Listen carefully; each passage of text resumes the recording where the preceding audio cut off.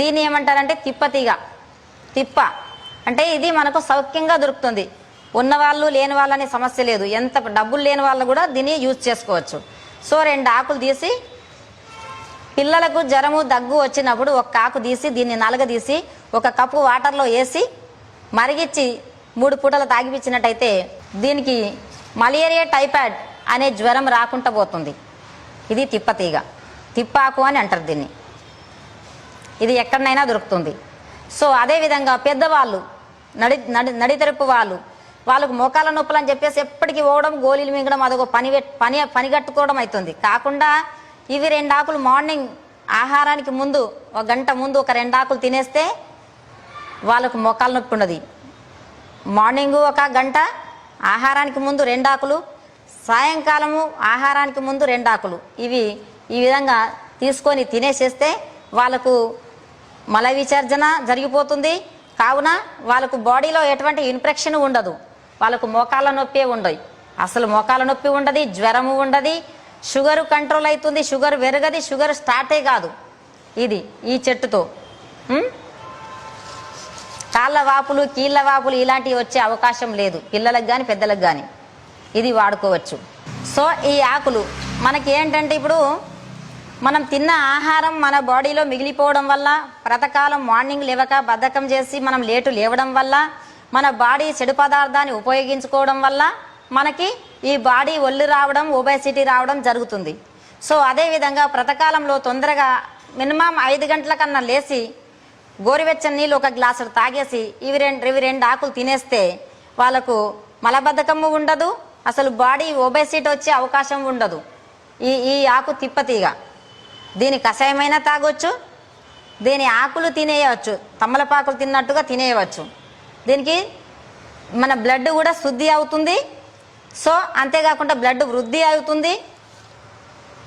దీనివల్ల body pains ఉండదు. ఎప్పుడు జ్వరం వచ్చిందో పోయిందో కూడా తెలియకుండా అసలు మనకు జ్వర రోగాలు వచ్చే అవకాశం ఉండదు. నువ్వు వానల నానినా, మనం ఎండలో ఎండినా, చలిలో వెళ్ళినా మనకు చలి ఎండ అనేది ఏమీ తెలియకుండా మనల్ని చాలా రక్షణ చేస్తుంది. దీని పేరు అమృతవల్లి అని పిలుస్తారు, దీని పేరు తిప్పతీగ అని పిలుస్తారు. ఇది అన్ని చోట్లలో దొరుకుతుంది. చాలా చోట్ల అంటే పొలం గట్లల్లో, ఊరు చివరలో ఇది తీగ చాలాగా ఇది గుబురుగా ఉంటుంది. ఇది మనకు సౌఖ్యంగా దొరుకుతుంది, అనుకూలంగా దొరుకుతుంది, అందరికీ దొరుకుతుంది, అన్ని జాగాల్లో దొరుకుతుంది, సిటీలో అయినా దొరుకుతుంది ఇది. సో ఊర్లలోనే దొరుకుతుంది, ఎక్కడ పడితే అక్కడే దొరుకుతుంది ఇది. దీన్ని మనం ఉపయోగించుకొని మన యొక్క భారతీయ ఆయుర్వేదాన్ని మనం మునిగిగొట్టుకోకుండా మనం అందరము సరైనంత ఆరోగ్యవంతులం కావాలని నేను కోరుకుంటున్నాను. ఇది చాలా గొప్పది. దీంతో ఇంకా చాలా ఉపయోగాలు ఉన్నాయి. షుగర్కు కూడా ఇది పనిచేస్తుంది. షుగర్ వచ్చే అవకాశం కూడా ఉండదు. వచ్చిన వాళ్ళు కూడా రోజు 2 ఆకులు, పొద్దున 2, సాయంత్రం 2 ఆకులు తిన్నట్టయితే షుగర్ కూడా కంట్రోల్ అయిపోతుంది. ఏ స్వీట్లు తిన్నా కానీ ఏమి చేయదు. ఎటువంటి భయపడవలసిన పని లేదు. షుగర్ వచ్చిందని భయపడవలసిన పని లేదు. సో షుగర్ వచ్చింది అని ఎందుకు భయపడతారు? షుగర్ అంటే పెద్ద వ్యాధి కాదు. ఇవన్నీ మన చుట్టే ఆయుర్వేదం ఉంది, మన చుట్టే ధనవంతిని, మన మహాపితామయులు ఉండంగాను మనం ఎందుకు భయపడదాం?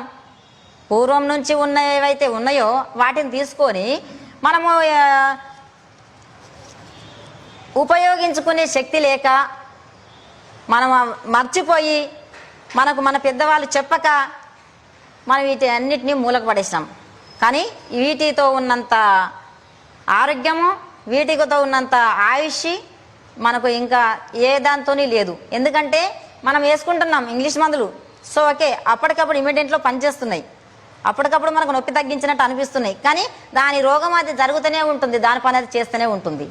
సో కాబట్టి మన ఆయుర్వేదాన్ని మనము ఫస్ట్ నుంచే మనము ప్రాక్టీస్ చేసుకున్నట్టయితే మనకు రోగం వచ్చే అవసరం ఉండదు, మనకు హాస్పిటల్ చుట్టూ తిరిగే అవసరము ఉండదు. చాలా జాగ్రత్తగా మనము మన ఆయుర్వేదాన్ని మనము మునుగొట్టుకోకుండా దీన్ని మళ్ళీ వెలికి తీసుకొని మనం పూర్వీకుల్లాగా దీర్ఘాయుష్మంతులుగా మనం ఉండాలని నేను కోరుకుంటున్నాను.